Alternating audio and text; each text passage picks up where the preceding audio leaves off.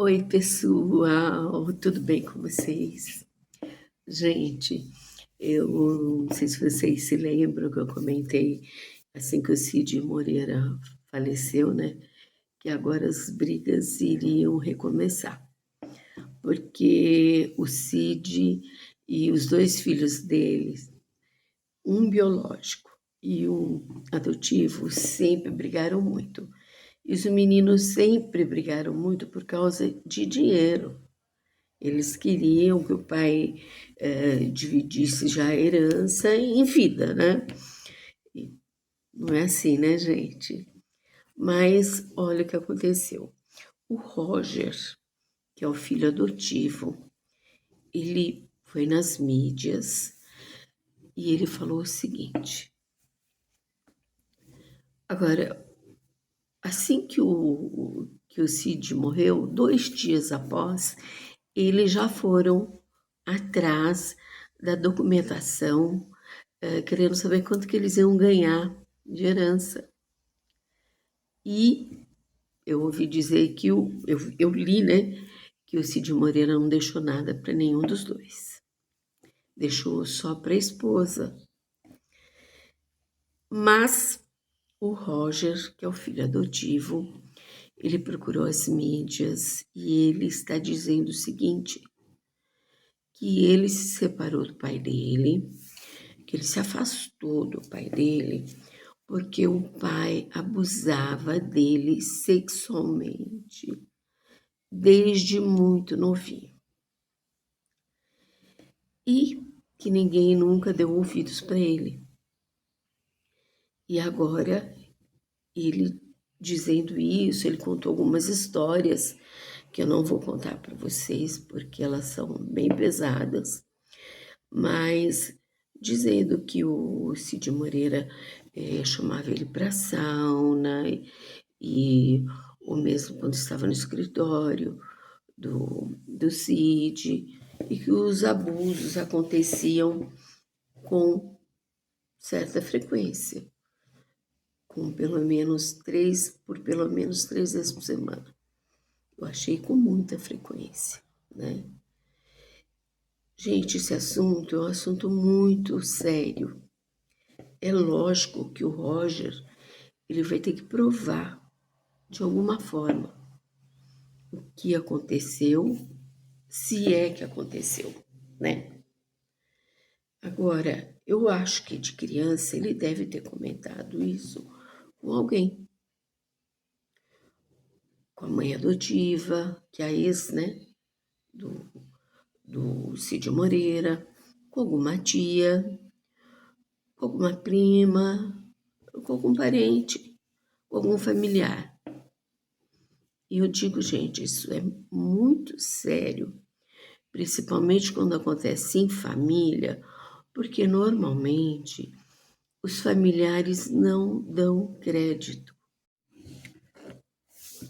Olha, gente, eu não estou falando só no caso do Roger, tá? Porque ele tem que provar, porque hoje ele é um adulto, né? Que isso realmente aconteceu. Mas é o seguinte, gente, eu fui abusada sexualmente a partir que eu me lembre dos 3 anos de idade, pelo meu avô paterno. E eu só pude comentar com a minha mãe quando eu tinha 21 anos, depois que eu me casei. Porque antigamente não se falava sobre isso com os pais.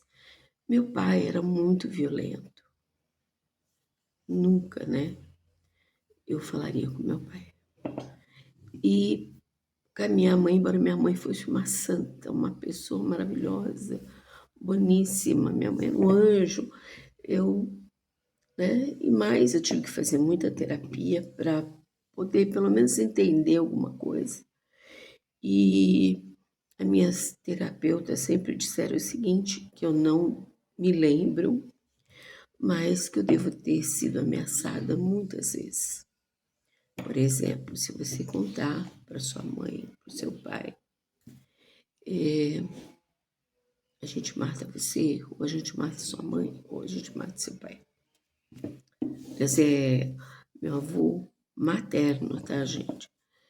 E eu só tive a coragem de contar, então, quando eu tinha 21 anos e depois que eu me casei. Minha mãe, é lógico, ficou revoltadíssima, né? Eu comentei isso no único ao vivo que eu fiz, eu falei sobre isso, tá? Eu não vou me alongar muito, mas só quero dizer o seguinte, gente. A maioria dos abusadores, eu não estou falando que o Roger e o Cid Moreira foi isso que aconteceu, porque eu não convivi nunca com eles, não os conheci, mas na maioria dos casos de abusos, eles acontecem dentro da família. Por quê? Porque a mãe não vai acreditar quando a criança contar, o pai também não, vai achar que a criança está inventando, os avós também não.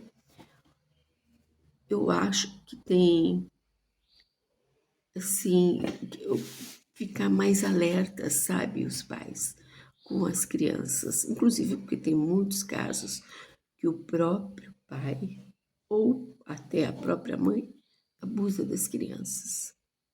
Então, gente, se seu neto, seu filho, seu sobrinho, seu afilhado, seu priminho, sua priminha, comentar alguma coisa, ele vai contar do jeito dele, né, quando é criança, acredite, investigue, tá? Pode ser que não seja nada, mas uma criança, ela não vai inventar uma situação dessa sem que tenha acontecido alguma coisa com ela, tá bom?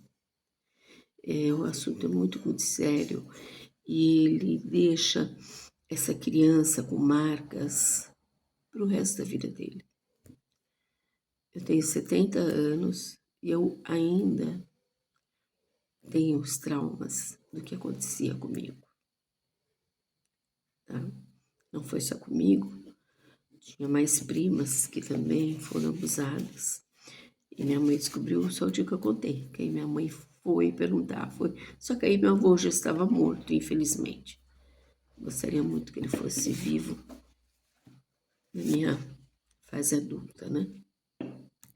Mas, tá, gente, presta atenção nos medos das crianças, nas negações das crianças, quando elas não querem ficar com o avô, ou com a avó, ou com o tio, ou com uma tia, ou com o vizinho também, tá? Porque normalmente essas pessoas estão muito próximas e a própria mãe não acredita, tá bom? Por hora é só, gente. Um beijo, fiquem com Deus.